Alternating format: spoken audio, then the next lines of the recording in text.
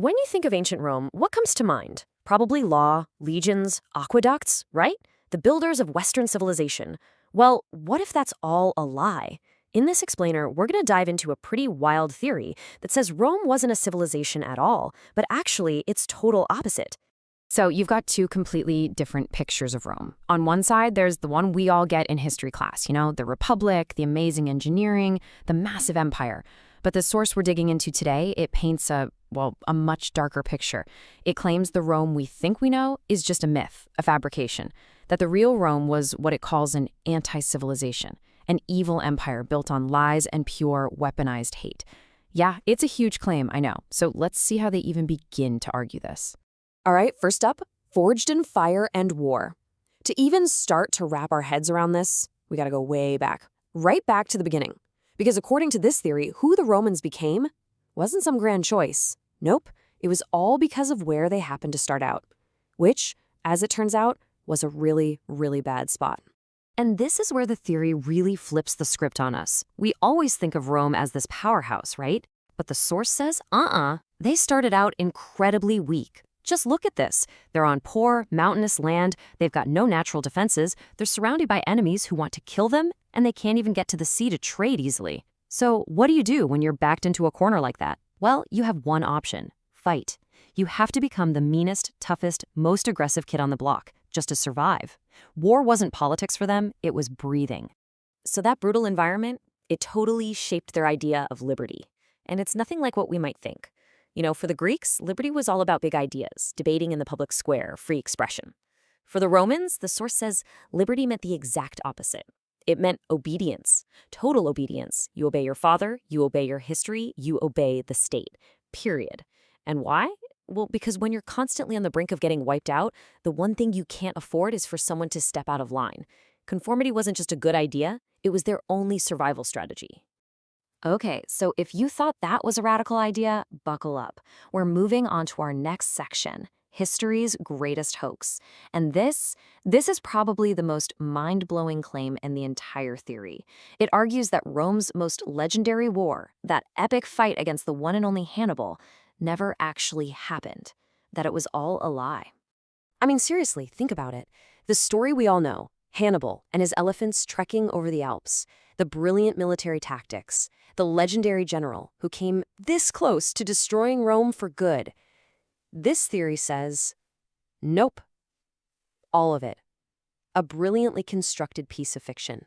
So you're probably thinking, how can anyone claim that? Well, the source points to some pretty big holes in the official story. First, let's talk about the Battle of Cannae, Hannibal's supposed work of genius. That double envelopment maneuver, it was so complex that military historians say nobody pulled it off again until World War II with modern technology. How did he do it with swords and spears? Second, the body count. We're told 50, maybe even 100,000 people died there. That's a massive battle.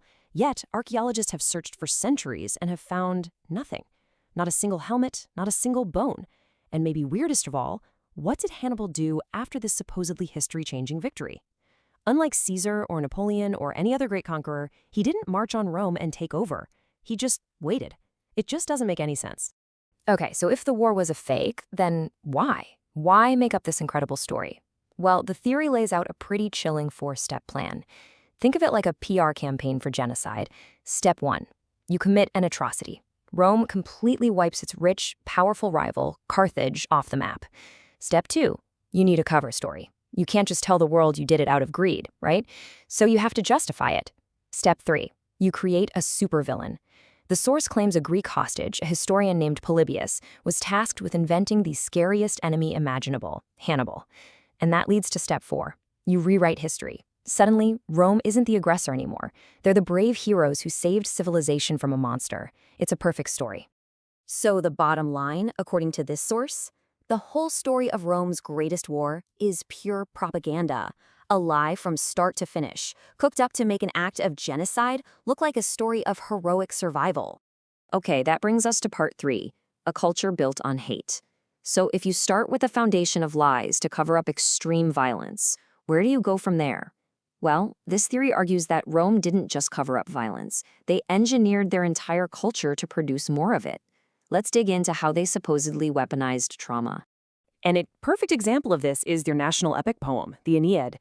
I mean, just listen to this quote describing the hero's son murdering the old Trojan king. It's brutal.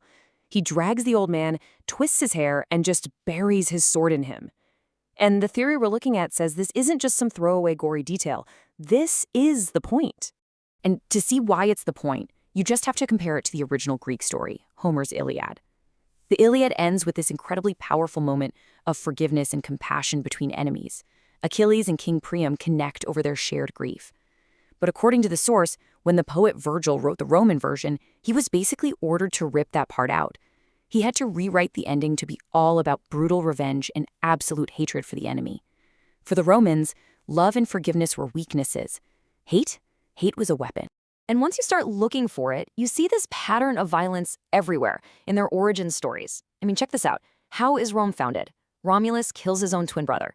How do they get a population? The rape of the Sabian women, mass kidnapping, and assault. How is the Republic born? Its founder, Brutus, literally watches his own 2 sons be executed. The message, according to this theory, couldn't be clearer. The state comes first, and there's no line you won't cross, no one you won't sacrifice to serve it. And this mindset apparently went all the way down to how they partied. Think about the Greek elites. They had their symposiums, they drink some watered-down wine, debate philosophy, talk about art. Now contrast that with the Roman version, according to this source. Roman feasts were about watching people kill each other for entertainment, engaging in orgies, and binge eating so much that they'd literally go and make themselves throw up just so they could come back and eat more. It's a stark difference, right? One culture celebrating the mind, the other celebrating, pure, brutal excess.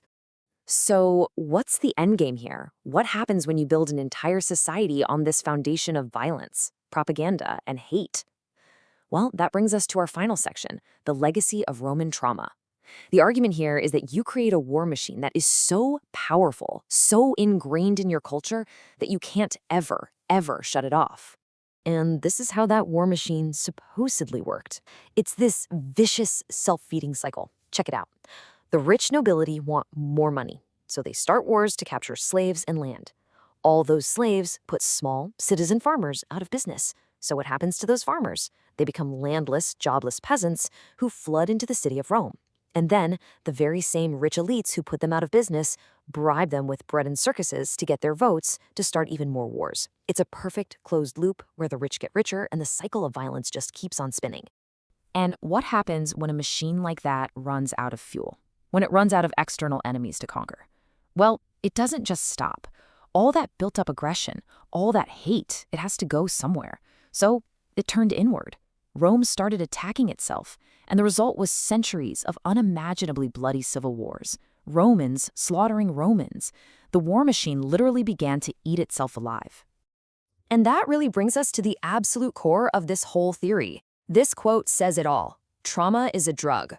The Roman way, it argues, was to use trauma as a drug, to deliberately create a hateful, angry, traumatized population, because that's what gave them the terrifying energy they needed to go out and conquer everyone else.